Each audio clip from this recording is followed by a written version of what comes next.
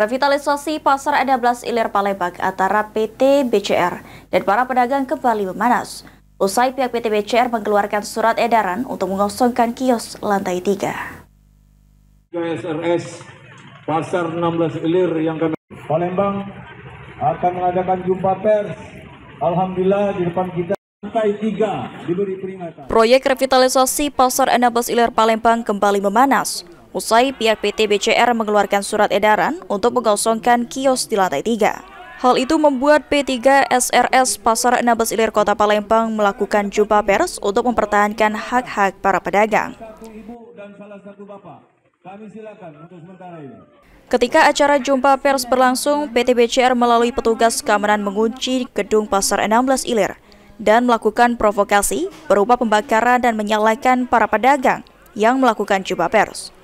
Hal ini yang membuat para pedagang secara spontan melakukan aksi dengan merobohkan seng yang membatasi gedung Pasar 16 Ilir, Palembang. M. Afla, Ketua P3 SRS Pasar 16 Ilir Palembang mengatakan, jumpa pers ini dilakukan dalam rangka mempertahankan hak para pedagang, memberikan edukasi dan motivasi, sekaligus informasi ke PT BCR bahwa SHM yang dimiliki oleh pedagang adalah sah.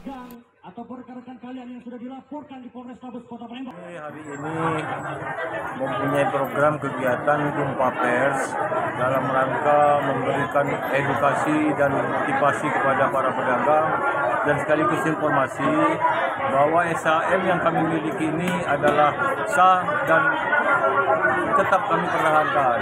Sehubungan itu kami menerima pada siang ini surat edaran.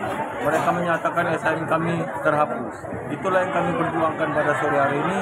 Di antaranya mereka main hakim sendiri dari pihak PT BCR. Sehingga kami M. Afla selaku Ketua P3 SRS Pasar 16 Ilir Palembang berharap agar pihak pemerintah Kota Palembang bisa menyelesaikan permasalahan yang terjadi dan SHM yang dimiliki para pedagang tetap dipertahankan, serta tidak ada lagi intimidasi dari pihak PT BCR kepada para pedagang.